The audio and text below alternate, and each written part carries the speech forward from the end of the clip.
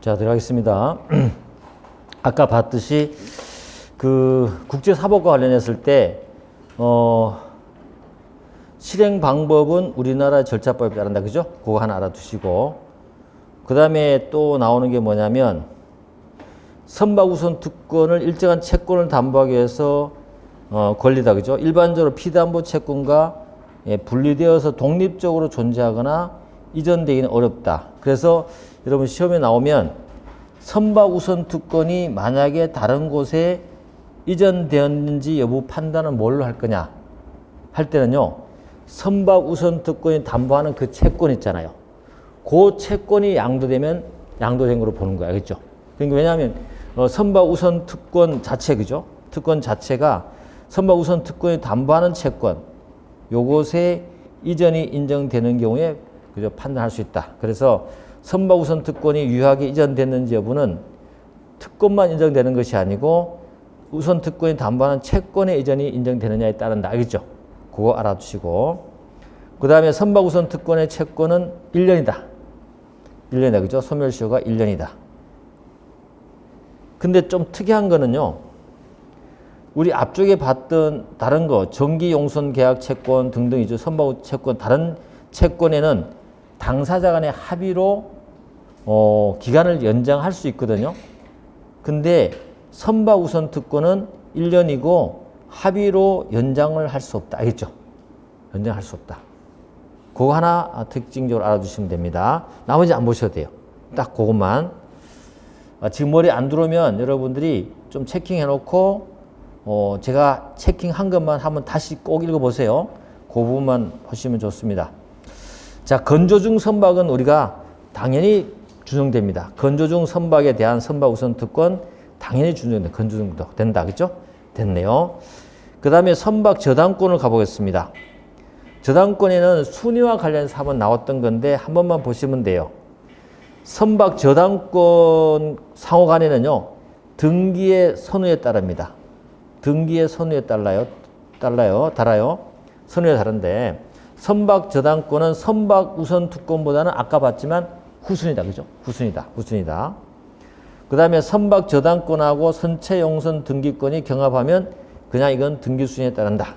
그 정도. 같이 읽을 때 한번 확인하라는 뜻으로 이렇게 제가 좀 이렇게 폭넓게 놨습니다. 됐어요. 요 정도 이거 하면 되고, 이제 운송과 용선 가보겠습니다. 운송과 용선 가보시면 운송, 용선 이런 거 다 볼 거 없고요. 계품 운송 계약과 계품 물건 운송입니다. 물건 운송. 물건 운송에 대해서 다른 거 별거 볼 거 없습니다. 보지 마시고, 그 다음에 송하인, 수하인 의무도 어때요? 우리 육상 운송의 송하인, 수하인과 똑같은 거예요. 그래서 시험에 잘 안 나오긴 하는데, 요 수하인의 의무에 가보시면, 수하인의 의무만 좀 보신다면, 다른 건 다 똑같은데, 점 3에 가보시면, 수하인이 운송물을 수령한 다음에 운송물의 일부 멸실 훼손을 발견할 때는 지체 없이 통지 발송하면은 책임이, 운송인의 책임이 소멸하지 않아요. 그죠? 이거 잘못됐어요로 통지하면 되나? 그죠? 근데, 지금 금방 발견할 수 없는 것들 있잖아요. 그건 며칠 내에 할 수 있냐, 이 말이죠. 그죠? 예, 그런데, 멸실 또는 훼손이 즉시 발견할 수 없을 때는 수령하느라부터 며칠 내? 3일 내, 그죠? 3일 내 통지를 발송해 줘야 돼. 3일 내, 그죠? 예, 그것만 알아두시면 돼요. 그것만 3일 내라는 거. 됐습니다. 넘어가도록 그것만 보시고, 그리고 내려가 보시면 밑에 요 말도 한번 해놓으면 되죠. 육상 운송의 수하인의 지위 그대로 준용해요. 그래서 물건을 보냈을 때, 받았을 때 누가 우선하나 있죠? 송하인, 수하인 우선하는데 그런데 시험이 여기 안 나올 겁니다. 안 나오겠지만, 그 다음에 이제 여러분이 해상 운송을 하면서 알아둘 용어가 하나 있다면 가망 능력 주의 의무다. 육상 운송 등등 있죠. 우리 일반적인 선관주의 의무를 해상 운송에서 이름을 바꿔 썼다 보시면 돼요. 알겠죠? 근데 특히나 좀 잠깐 다른 것은 가망 능력은 해상 운송인이요. 이 배가 태평양을 건너가는데 필요한 것 장비를 다 갖춰야 된다. 기름도 다 집어넣어야 되고, 물건이 냉장이 필요하면 냉장 시설도 갖춰야 되고, 이런 걸 다 갖춰야 될 의무를 우리가 가망 능력이라고, 알겠죠? 감당할 수 있는 능력, 알겠죠? 운송을 하기 위한 감당할 수 있는 능력이죠. 이거 안 갖추면 의무 위반입니다. 알겠죠? 그런 걸 말해요. 됐죠? 그렇게만 이해를 해주시면 돼요. 가망 능력 주의무가 따로 있다는 걸 알아주시면 되겠죠? 자, 의무를 갖고 있다. 됐습니다. 넘어가겠습니다. 나머지 안 보셔도 돼요. 그 다음에 운송인의 손해배상 책임. 운송인의 손해배상 책임이 자주 나오는데 계속 지문에 들어와 있거든요. 그거는 뭐냐면 우리가 앞쪽에 육상운송하고 다른 부분이에요. 다시 말하면 채무불행하고요. 불법행위 책임을 여기는 같이 봐요. 같이 본다는 거죠. 그래서 손해배상할 때 그죠? 그래서 불법행위에도 적용되느냐? 적용됩니다. 특히 해상운송에서 운송인이 면책사유 있잖아요. 이런 책임 제한 사유의 규정은요. 운송인의 불법행위 책임도 그대로 다 적용된다. 조문에 있어요. 조문에 있다. 그죠? 이런 것들이 이제 육상운송에도 이거 조문에 들어야 되지만 아직 정비가 안 된 거지만 해상운송에는 조문에 들어왔어요. 다시 말하면 그 물건 자체가요. 물건 자체가 불법행위나 그 다음에 채무불행이나 동일한 물건 하에서 발생하는 거잖아요. 동일한 물건에서 발생하는 거기 때문에 같이 봐야 된다는 거죠. 그런 입장으로 보는 건데 그걸 아직도 이제 육상운송에는 분리를 하고 있는 겁니다. 그래서 그 내용들을 여러분이 생각하시고 일단 아무 생각 없으면 해상운송 와서는 불법행위도 적용된다. 혹은 또 책임의 유형에 관계없이 나오잖아요. 그죠? 맞는 말이에요. 책임의 유형에 관계없이 적용된다. 불법행위도 적용된다. 이런 말 다 맞는 말이에요. 알겠죠? 그렇게 알아두시고요. 그래서 각주에 제가 좀 적어놨습니다. 이게 쟁점이 되는 부분인데 뭐 보신 다음에 꼭 궁금하다면 거기 이렇게 보시면 돼요. 동일한 사실관계라는 거죠. 뭐냐면 운송물이 멸실훼손된 경우에 운송계약 위반 채무불행 책임하고 보관 중인 타인의 물건이 멸실훼손된 것으로 보아서 불법행위로 구성할 때 이게 그죠? 동일한 사실관계가 불법행위 요건도 충족하고 채무불행 책임도 그죠? 할 때 채무불행 경우에 채무불행을 묻지 않고 불법행위 책임을 묻는 것이 가능한지 문제. 근데 우리는 법은 어때요? 우리 해상법은 아예 이 논란 쟁점 있는 부분을 법에서 가능하다고 적어버렸어요. 적어버렸기 때문에 문제 안 된다. 뭐 이런 것도 다 생각할 필요 없어요. 할 필요 없이 여러분 이런 것도 내가 구체적으로 많이 설명 안 하는 이유가 뭐냐면 그냥 어때요? 해상법에는 어디 불법행위하고 채무불행 같이 적용된다. 그 다음에 또 한 가지 있죠. 책임 원인과 관계없이 적용된다. 맞는 말이에요. 그렇게 알아주시면 되겠습니다. 자꾸 고민할 필요 없어요. 고민하지 말고 넘어가셔가지고 운송인의 면책사유예요. 면책사유. 면책사유 우리 앞쪽에서 한번 본 적 있는데 당연히 면책되겠죠. 어떤 게 있냐면 법조문에 이렇게 나와 있어요. 수면에서의 위험, 사고, 불가항력 등의 사실, 이 불가항력 등 사실에 전쟁, 폭동, 해상 강도 등이 들어가 있어요. 포함된 걸 해석하거든요. 그다음 이제 판례가 나왔는데 해상 운송에서 해상 강도로 인한 운송물이 멸시 있으면 면책 사유가 된다 했잖아요. 여기에 어디에 불가항력에 포함되기 때문에 그런 거죠. 근데 육상 운송에는 강도를 받더라도 면책 안 된다 그랬죠? 그것만 알아두시면 되는 거죠. 됐어요. 다시 확인했던 거니까 확인하고 넘어갈게요. 그 다음에 좀 특이한 게 있는데 선박 화재로 인한 면책 사유가 있거든요.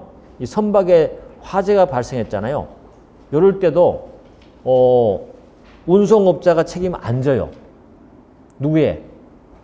그 선장들이나 그 회원 그죠? 회원들이 잘못해서 불이 났잖아요. 불이 났더라도 운송업자가 책임 안 져요. 운송업자 본인의 고의과실이 없는 한 어때요? 그 선박에서 발생한 화재에 대해서는 책임 안 진다는 특이한 제도가 있기 때문에 여러분이 알아둔다. 그죠?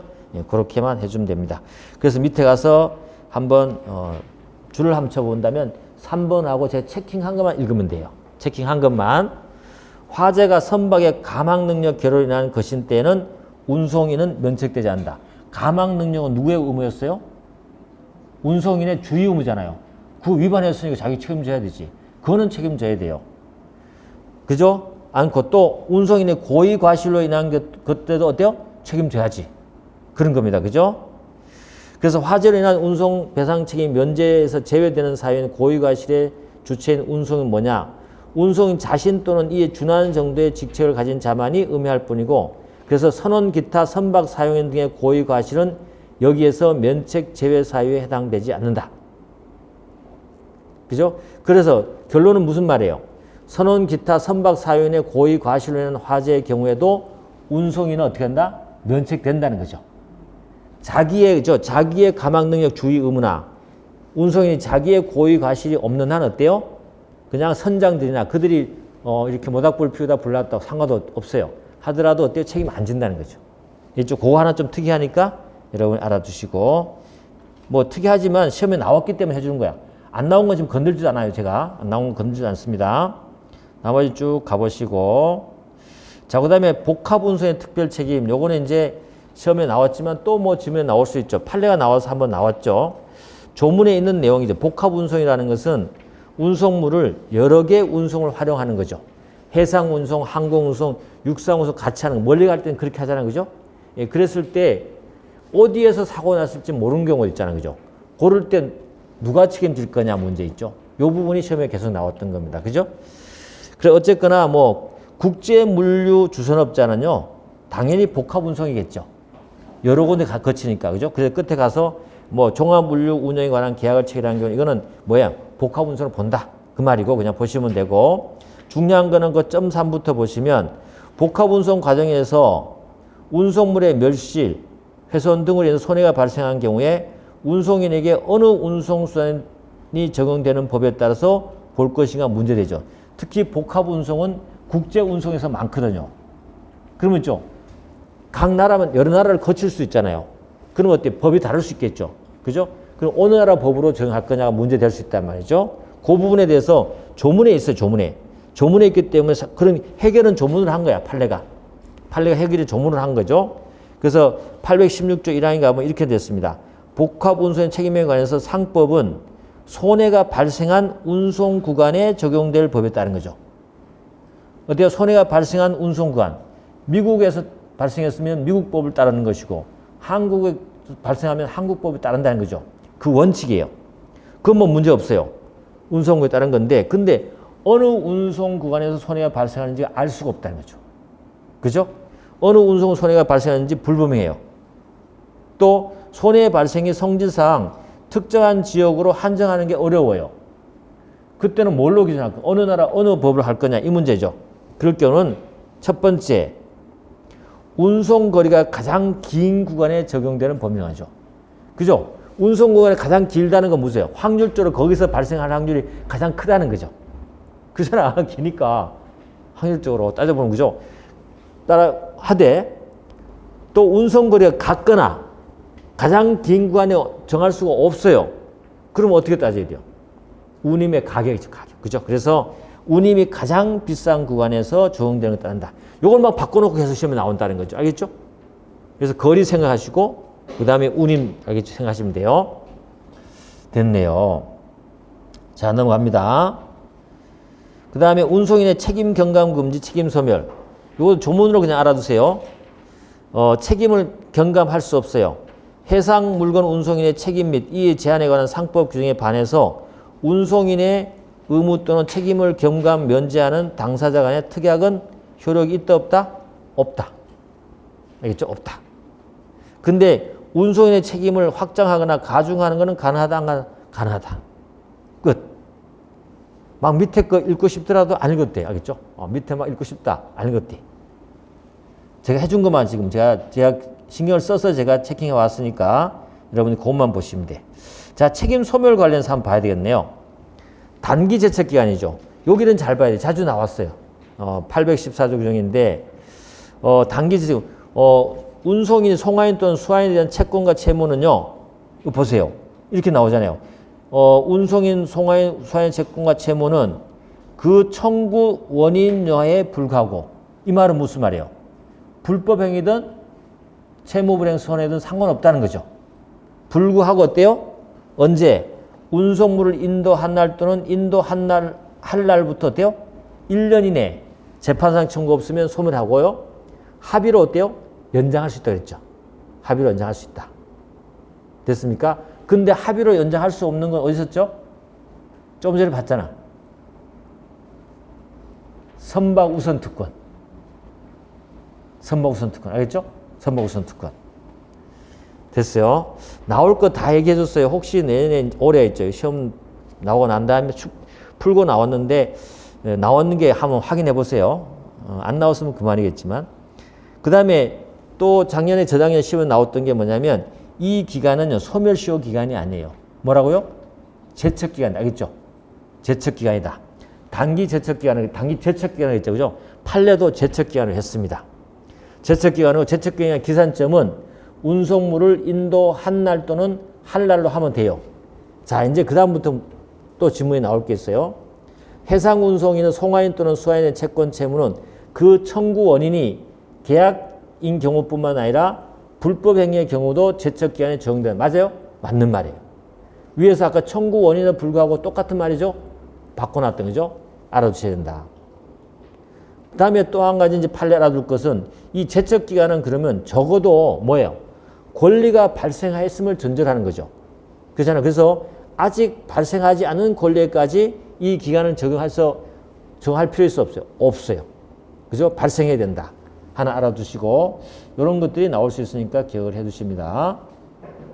자, 넘어가셔가지고 그 밑에 좀 4를 가볼게요. 선화증권이 발행됐을 때는요. 선화증권이 발행됐을 때는 선화증권의 정당한 소지인에게 물건 넘겨주면 되겠죠. 그 말은 맞아요. 맞아요. 그래서 그런데 그와 관련해 갖고 이게 이제 시험에 나올 수 있는 거죠. 운송인이 운송계약상 정해진 양육항에 도착한 후 운송물을 선창해서 인도 장소까지 반출해 갖고 어디 줬냐면 그냥 보세 창고업자에게 넘겨줬어요. 인도를 완성한 겁니까? 아니지. 누구에게 줘야 돼요? 정당한 선화증권 소지인에게 넘겨줘야 되는데 보세 창고 넘겨준 걸로 완성한 겁니까? 아니라는 거죠. 알겠죠? 그 말이에요. 그래서 보세 창고 나오면 안 된다는 뜻이 알겠죠? 앞으로 보세 창고 나오고. 그래서 운송인의 운송인 지배를 떠나 정당한 수화인에 인도됐다고 볼 수 있어 없어요? 없다.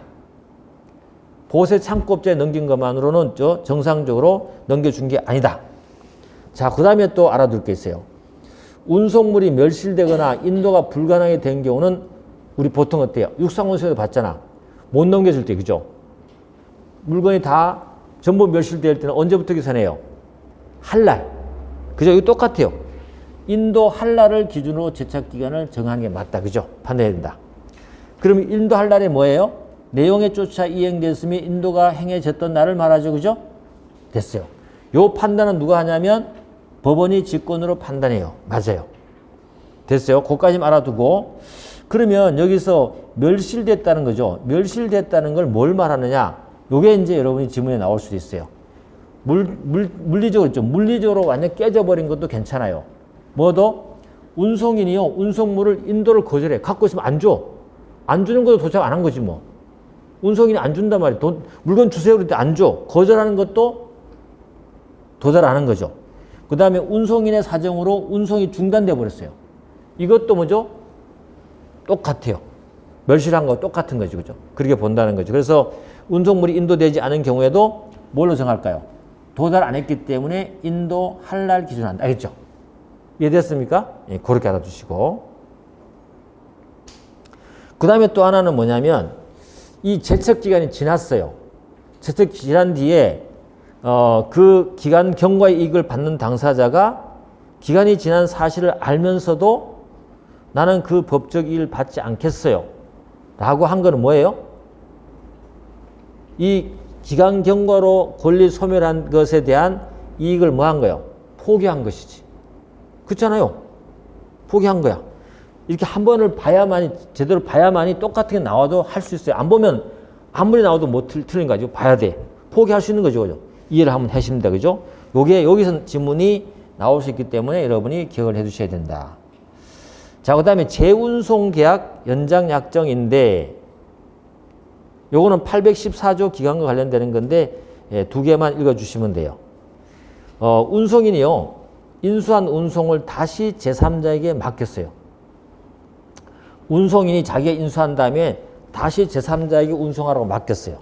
그러면 운송인하고 제3자 또 생긴 거죠. 운송인하고 제3자에 대한 뭐 권리 의무가 발생하겠죠. 그런 상황이에요. 이럴 때 상법 814조 1항 기간 이내에 운송인하고 배상 합의를 하거나 운송인에게 재판상 청구를 했어요. 했다 하더라도요. 그죠? 그 합의나 청구가 있는 날로부터 3개월이 경과하기 이전에 어때요? 제3자에 대한 운송인이 지금 넘겨줬으니까 위탁했으니까 그 자리에 받을 채권 있잖아요. 이건 소멸하면 돼, 안 돼요? 안 되잖아. 그래서 3개월 기간을 연장시켜 준 거예요. 누구? 운송업자를 위해서. 그런 뜻입니다. 알겠죠? 그래서 3개월이 경과하기 이전에는 제3자에 대한 운송의 채권 채무는 소멸하지 않는다. 그 말을 그냥 하나 읽어두시고요. 조문 문제, 조문이니까 알아두시고. 그 다음에 앞 뒤에 가보시면 814조 2항 전단에서 1항의 기간 이렇게 나와 있잖아요. 요거.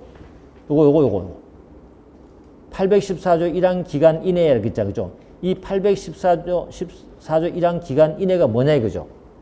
다 포함된다 이거죠. 기간이라는 것은 본문에서 정한 운송물 인도한 날부터 1년의 기간은 물론이고 단서에 합의에 의해서 연장 기간도 포함된다. 그죠? 다 포함된다. 뭐 그런 게 있습니다. 그렇게 해서 한번 봐보세요. 자, 됐어요. 여러분, 큰 거 다 넘어왔어요. 거의 다 끝나가요. 다 끝나갑니다. 운송 계약 종료 안 봐도 돼요. 보지 마세요. 해상 여객 운송도 보지 말라 그랬어요. 안 보는 거예요. 그 다음에 항해 용선하고 이제 용선 계약만 몇 개 보면 끝나는 거죠. 요거는 구별만 잘 하면 된다. 그죠? 용선 계약. 아까도 이미 용선 계약하고 좀 설명을 좀 했죠. 그래서 차이만 몇 개만 살펴보시면 돼요. 의 구별 개념 나왔잖아요. 일단 항해 용선 계약이 뭔지 개념 정확히 합시다. 특정한 항해를 목적으로 선박 소유자가 용선자에게 선원이 승무하고 항해 장비를 갖춘 선박의 전부 또는 일부를 물건 운송에 제공하는 거죠. 제공하고 용선자가요. 이에 대해서 이거 보세요. 뭘 주고 있습니까? 항해 용선은요. 주는 돈이 달라요. 뭘 줬죠? 운임을 주잖아요. 운임을 주니까 항해 용선은 뭐예요? 그냥 송화인이 물건 좀 어디까지 갖다 달라 하는 거 똑같아요. 그 갖다 달라 하는 그 거리까지는 어때요? 배를 빌린 것처럼 생각한다는 거죠. 빌린 건 아니지만 어때요? 그 운임을 주는 거예요. 그걸 우리가 항해 용선이라 그래요. 그죠? 항해 용선 계약이다. 또 한 가지는요. 사망에 가보시면 선박 소유자가 일정한 기간이라고 나오더라도 기간 동안 용선자의 선박을 제공할 의무를 지지만 항해 단위로 요겁니다. 운임을 계산하여 지급하기로 약정하면 어때요? 기간을 정했다 하더라도 이건 어때요? 정기 용선이 아니에요. 그냥 항해 용선이에요. 운임을 줬다는 거 알겠죠? 운임을 줬다는 것은 물건 실어다 갖다 주니까 운임을 준 거야. 그래서 물건 실은 사람은 거기에 별로 관여를 안 한 거지. 그죠? 선박 소유자만 관여하는 거죠. 그런 걸 우리가 생각하셔야 돼요. 이걸 항해 용선 계약으로 의지하는 겁니다. 그럼 이 항해 용선 계약은 그 선박에 대해서 전혀 관여하지 않는 거죠. 그러니까 용선자가요, 실은 사람은요, 이 용선자는 선박에 대해서 점유를 합니까? 점유 전혀 안 해요. 누가 하는 거예요? 선박 소유자가 선장을 점유 보조를 해서 선박 점유하는 거지. 그죠? 간접 점유. 선박 소유자가 그런 거죠. 그리고 또 용선자는 뭐예요? 그냥 물건 좀 실어주세요. 내가 운임 줄게요. 한 사람이잖아요. 그 사람은 어때요? 해상 기업의 주체가 될까요? 대외적으로 책임 안 져요. 실고가 잘못되더라도 있죠. 이 항해 용선자는 책임 안 져요. 선박 소유자만 책임지지. 이해됐죠? 됐다. 그렇게 하고 나머지 이제 용선자가 해상 기업의 주체가 되는 정기 용선과는 좀 달라요. 다 보겠지만 그 다음에 이제 또 표현을 보시면 선박 소유자 입장에서 볼 때는요. 항해 용선 계약은요. 선박 소유자는 그냥 물건 운송을 약정하는 거야. 내가 어디까지 물건 실어줄게 라고 약정하는 것이고 만약에 정기 용선은 뭐예요? 그냥 기간 동안 선박을 사용하는 걸 약정하는 거예요. 달라요. 정기 용선 계약은 사용을 약정하는 것이고 항해 용선 계약은 물건 운송을 약정하는 거죠. 그죠? 다시 말하면 선박 소유자는 운송업자와 비슷한 거죠. 이제 그렇게 보시면 돼요. 자, 그런 특징을 여러분이 알아주면 세 가지 특징만 잘 알아두시면 돼요. 그게 처음에 안 들어와서 자꾸 헷갈리는 부분이 있어요. 그래서 비교를 제가 해주는 겁니다. 나머지 안 보셔도 되고요. 쭉 항해 용선에는 크게 시험이 안 나와요. 안 나오고 비교만 하기 정도만 알아두면 되고요. 쭉 넘어갑니다. 그 다음에 정기 용선 가봅니다. 이제 항해 용선하고 차이점을 한번 보자는 거죠. 정리용선계약은 선박 소유자가 용선자에게 선원이 승무하고 항해를 갖춘 선박을 일정 기간 동안 사용하게, 이 말 됐네. 그러면 정기용선자가 선박을 사용한다는 얘기죠. 아까 우리 항해용선은 사용한다는 말 안 했잖아요. 그냥 물건 실어달라고 했던 것밖에 없잖아. 그죠? 여기 정기용선은 뭐죠? 기간 동안 그 선박을 사용하는 거예요. 그죠? 사용하면서 뭘 준다고? 기간으로 정해진 만큼 용선료를 주는 거죠. 배를 사용하는 값을 주는 거예요. 아까는 뭐죠? 항해용선은 운임을 줬죠. 달래죠. 그죠? 운임. 요건 어때요? 용선료를 지급하는 거예요. 용선. 이해됐습니까? 예, 그렇기 때문에 항해용선하고 정기용선은 달라요. 그렇다 하더라도 뭐는 아니에요. 그 선박을 직접 점유하는 건 아니에요. 알겠죠? 점유하는 건 아니고 선박 소유자가 물론 선장을 통해서 간접 점유하는 건 맞아요. 그렇지만 사용은 해요. 됐죠? 됐습니다. 그 밑에 건 점2는 읽어보시면 될 것 같고요. 자, 구별 개념 다시 한번 해볼게요. 점2에 가보시면 정기용선자는요, 선박의 자유 사용권을 얻어서 스스로 해상기업의 주체가 되는 거예요. 알겠죠? 된다는 것이고, 그래서 정기용선계약은 선체용선계약 뒤에 나온 선체용선계약과 항해용선계약과의 어디에? 중간쯤에 있는 거죠. 중간쯤에 있어요. 선체용선계약은 아예 통째로 빌려버리는 거. 근데 정기용선계약은 어때요? 기간을 정해서 그 부분에서만 빌려서 사용하는 거. 뭐 그렇게 생각하시면 되겠죠? 그 다음에 선체용선에서는요, 용선자가 선박을 점유하면서 선장의 선임, 감독권을 다 갖고 있잖아요. 선체용선은. 완전 임대한 것이거든요. 그런 거지만 정기용선은 어때요? 선박 소유자가 선장 회원 등을 통해서 선박을 간접 점유하고 그냥 선박에 자유롭게 사용만 하는 거야. 그죠? 그래서 정기용선 계약은요, 선박 소유자가 선장을 딱 선임해갖고, 야, 정기용선자한테 우리 빌려준 거거든, 기간 동안. 그 대신에 걔가 하자는 대로 좀 잘해가지고 물건 좀 기간 동안 잘 운영해줘. 사용하게 해줘. 사용하게 해줘라고 선장한테 지휘한단 말이죠. 그래서 뭐가 나옵니까? 정기용선은요, 선장을 지휘할 권한이 나와요. 그게 독특하게 들어가 있는 거야. 알겠죠? 정기용선에는 어때요? 용선자는 뭐 한다? 선박의 지휘권을 갖고 있는 거죠. 내가 지금 이 배를 사용하니까, 어이, 선장, 우리 저기까지 가는데 이렇게 해줘. 라고 지휘할 수 있는 권한이 있는 거죠. 그리고 선박 소유자는, 야, 너, 그가 지휘하면 지휘하는 데 따라갖고 이 선박 사용하기 좀 잘하게 해줘. 라고 시키는 거죠. 알겠죠? 그 특징만 알아주시면 돼요. 됐습니다. 그러면 넘어가 볼게요. 그럼 정기용선자는 어떤 의무가 있을까요? 권력 의무, 선장 지휘권. 이제 아시겠죠? 선장 지휘권 여기 나오는 거야. 지휘권. 넘어가시고, 그리고 만약 지휘에 안 따르면 어떻게 돼요? 소유자한테 책임을 물으면 돼요. 아니, 당신 선임한 선장 말이야. 내가 지금 사용하는데 말을 안 듣네? 라고 할 수 있습니다. 알겠죠? 그렇게 할 수 있다는 거죠. 또, 용선자는 어때요? 말 안 듣면 교체를 요구할 수 있어요. 선장을 교체해달라고 할 수 있어요. 그 다음에 뭘 해야 돼요? 의무는 용선료를 지급하면 되겠죠. 운임이 아니에요. 용선료. 기간 동안 사용했기 때문에 용선료를 지급해야 돼요. 됐죠? 그 다음에 선박 소유자의 권리입니다. 선박 소유자는 어때요? 당연히 계약 해지권 있겠죠. 용선자가, 정기 용선자가, 용선료를 안 내요? 그러면 계약 해지할 수 있죠. 요걸 조심해야 돼요. 제3자와 만약에 용선자가 제3자와 운송 계약을 체결해서 물건 싣고 가잖아요. 근데 만약에 선박 소유자가 정기 용선자에게 해제를 했어요. 지금 태평양에 떠 있는데 해제를 했어요. 그럼 그 물건은 어떻게 돼요? 선박 소유자가 책임져줘야 돼요. 용선자가 계약을 해제하자는 거죠. 그러면 어때요? 선박 소유자가 책임져줘야 돼요. 그래서 선박 소유자는요, 적하의 관계에서 정기 용선자와 동일한 운송 의무가 있다. 그렇게만 알아두시면 되겠습니다. 나머지는 뭐 안 보셔도 돼요. 안 보셔도 되고. 그 다음에 이제 요거 조심해야 돼요. 이제 요걸 알아둬야 돼요. 요게 자꾸 반복해서 나오는 이유가 있는데, 판례가 지난번에 얘기했잖아요. 이제 정기 용선자하고 제3자와의 관계, 그 다음에 선박 소유자와 제3자의 관계죠. 요와 관련돼서는 정기 용선에는 아무 규정이 없어요. 아무 규정이 없기 때문에 있죠. 누구의 규정을 준용한다? 선체 용선의 규정을 그대로 가져옵니다. 가져와서 그래서 정기용선자하고 제3자 관계예요. 정기용선 계약에 대해서는요. 상법 850조 1항을 유추 적용해서 선박 소유자와 동일한 책임을 지도록 하고 있어요. 정기용선자는요. 선박 소유자와 동일하게 제3자에 대해서 책임져야 돼요. 선체용선의 규정이 그렇게 되어 있거든요. 한다는 거죠. 또 한 가지는 어때요?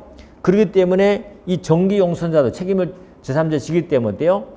선박 소유자처럼 자기의 책임을 제한하는 주체가 될 수 있다고 그랬죠. 앞쪽에서 책임 제한 주체 중에 정기용선자가 포함되어 있었잖아요. 제한할 수 있는. 왜냐하면 선박 항의 주체가 됐기 때문에 잘못되더라도 책임을 제한하는 거예요. 알겠죠? 가능한 거죠. 그 다음에 제3자와의 관계도 마찬가지예요. 이 제3자의 관계에서는 보통 이제 선박 소유자가 책임을 많이 지거든요. 선체용선은요, 선체용선자뿐만 아니라 선박 소유자도 제3자의 책임져요. 그걸 여기였죠. 정기용선에 그대로 가져온 거예요. 가져와서 상법에 규정이 없지만 유추 적용합니다. 그래서 정기용선된 선박 이용에 관해서 만약에 거기에 우선 특권이 가진 채권이 있잖아요. 그러면 선박 소유자의 선박에 대해서 경매 청구할 수 있어요. 알겠죠? 정기용선에도 그 선박에 대해서 우선 특권 가진 자가요. 소유자의 선박을 경매할 수 있어요. 요건 선체용선에 있는 것이거든요. 그대로 가져왔어요. 요 가져왔다는 걸 여러분이 알고 있어야 돼요. 알겠죠? 판례가 유추정했다는 거 알겠죠? 그대로 가져왔다는 걸 여러분이 기억을 해 두셔야 돼요.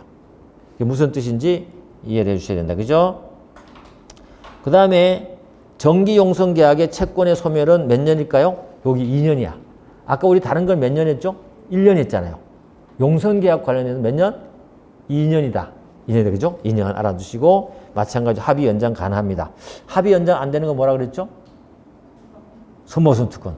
이제 하니까 반복되네. 그죠? 안 된다. 그죠? 여기는 2년이다. 그죠? 2년. 그럼 선박우선 특권 몇 년? 1년. 그죠? 1년. 됐네요. 자, 넘어갑니다. 이제 선체용선 가보겠습니다. 이제 선체용선은 뭐예요? 이제는 완전한 어때요? 해상 운송의 주체예요. 그 배를 통째로 빌리고요. 선장도 자기가 임명하고요. 여러 가지 다 활용을 다 해요.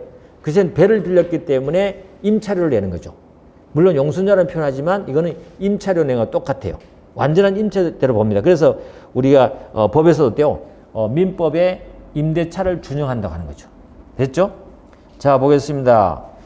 선체용선 계약은 용선자의 관리 지배의 선박을 운항할 목적으로 선박 소유자가 용선자에게 선박을 제공할 것을 약정하고 용선자가 이에 따른 용선료를 지급하기로 약정함으로써 그죠? 계약 성립되는 거죠. 결국 어때요? 선체용선자는 해상기업의 주체가 되는 거예요. 완전한 주체가 되는 거죠. 대외적으로 다 책임지는 거죠. 물론 그렇다고 선박 소유자도 책임을 같이 집니다. 그걸 어때요? 정기용선에도 그대로 넘어갔다는 거죠. 됐죠? 법적 성질 나왔네요. 민법상 임대차 규정을 준용한다. 됐습니까? 준용한다. 그래서 이거는요, 민법상 임대차 계약에 준용되죠. 됐죠? 그 다음에 또 한 가지는 요 질문도 나오는데 선박 소유자가 원래는 선체 용선자가 임명해야 되지만 선박 소유자가 선장과 그 밖의 회원을 공급할 의무를 줬어요. 그렇다 하더라도 용선자의 관리 지배하에서 회원이 선박을 운항하는 것을 목적으로 하면 어때요? 이것도 선체 용선 계약으로 본다. 알겠죠? 그런 거 하더라도 본다는 거 알아두시면 되겠습니다. 자, 그 다음에 선체 용선자하고 선박 소유자하고 관계입니다. 당연히 뭐죠? 우리 민법의 임대차 규정을 준용한 거기 때문에 이 선체 용선자는 선박 소유자에 대해서 선체 용선을 등기하는데 협력할 것을 청구할 수 있어요. 우리 민법 임대차도 어때요? 임차인이 임대인에게 등기해달라고 협력 청구할 수 있잖아요. 그죠? 똑같은 거지. 그죠? 그 다음에 마찬가지로 이것도 2년의 이제 소멸시효다 알아둡니다. 알겠죠? 2년 소멸시효다. 2년 소멸시효다. 끝.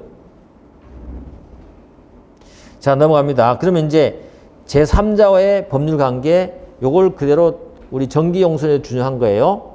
제3자의 관계는 첫 번째, 상행이나 그 밖에 영리를 목적으로 선박을 항해하잖아요. 그럴 때는요, 제3자에 대해서는요, 선박 소유자뿐만 아니라 선체 용선자도 똑같이 책임지는 거야. 여러분 선박 소유자 빼면 안 돼요. 선박 소유자는 선박 그 자체가 항해에서는 굉장히 중요한 주체가 되는 거예요. 그렇기 때문에 선박 소유자도 항상 책임지는 거예요. 알겠죠? 책임지고 선체 용선자도 똑같이 책임진다. 그 다음에 선체 용선자는 선박의 항해로 인한 제3자에게 손해가 발생한 때에 선박 소유자와 같은 어때요?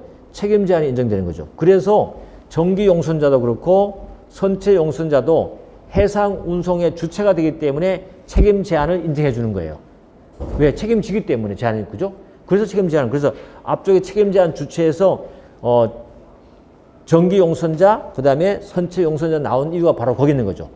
선박 소유자처럼 동일하게 책임지기 때문에. 알겠죠? 그렇게 여러분 알아두신다. 그 다음에 선박 우선 특권을 갖고 있는 자는, 그래서 선박에서 우선 특권 갖고 있는 자는요, 우선 특권 선박 소유자 효력이 있지만 우선 특권자가요, 그 이용의 계약의 반함을 안 떼는 그사지 않다. 뭐 우선 특권이 있는 것이 됐고요.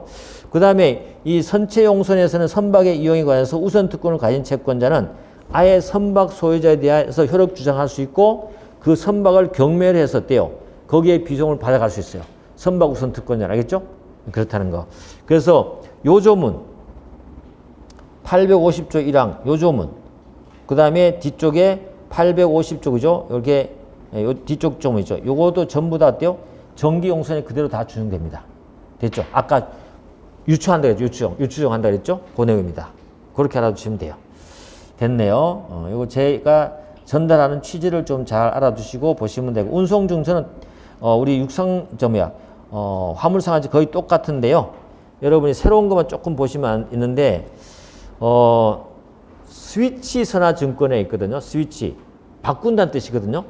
선화증권을 발행했다가 최초의 선화증권은 우리 원선화증권인데 그거와 내용을 좀 다르게 변경해서 발행하는 거 말이에요. 그래서 원선화증권을 달성할 수 없는 특수한 목적을 위해서 발행하는 것을 우리가 스위치 선화증권이라고 그래요.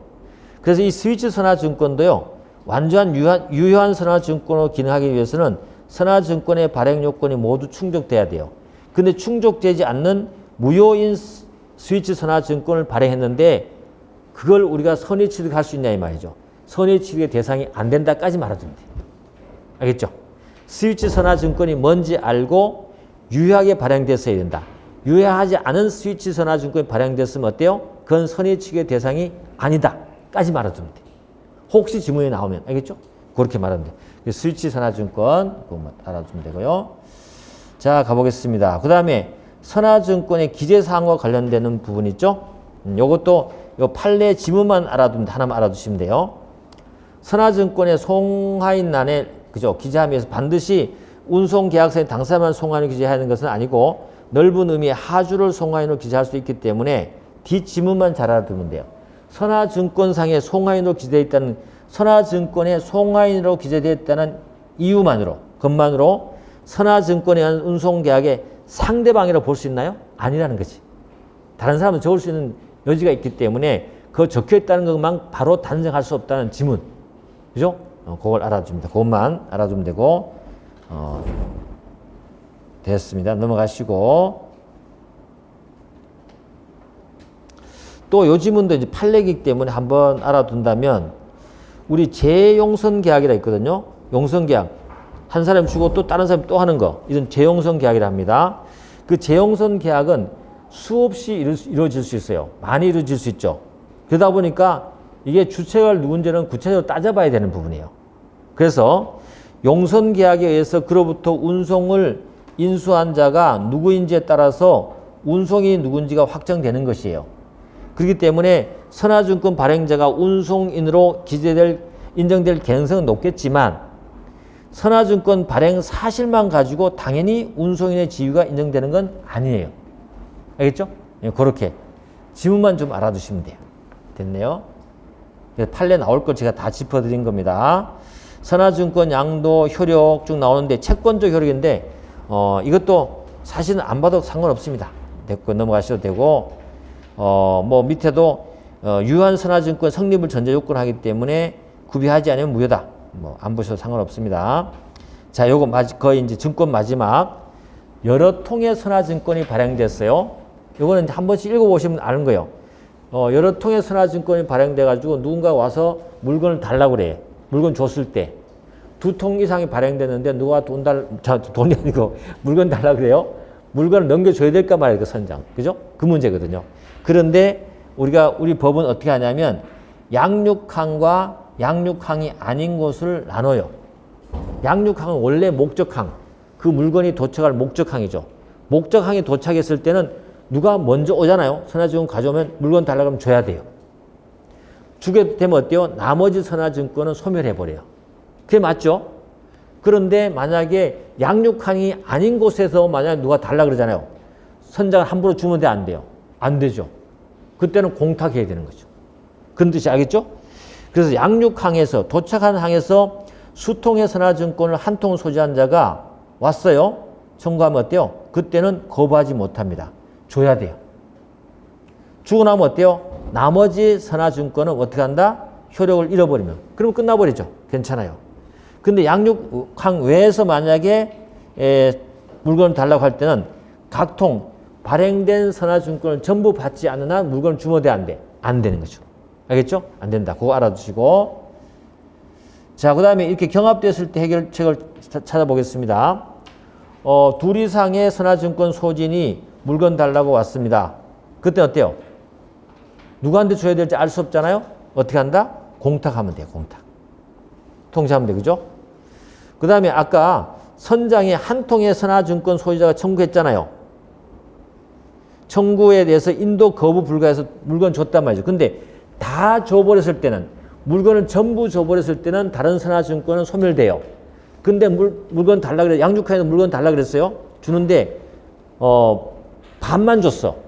반만 주고 반이 남았어요.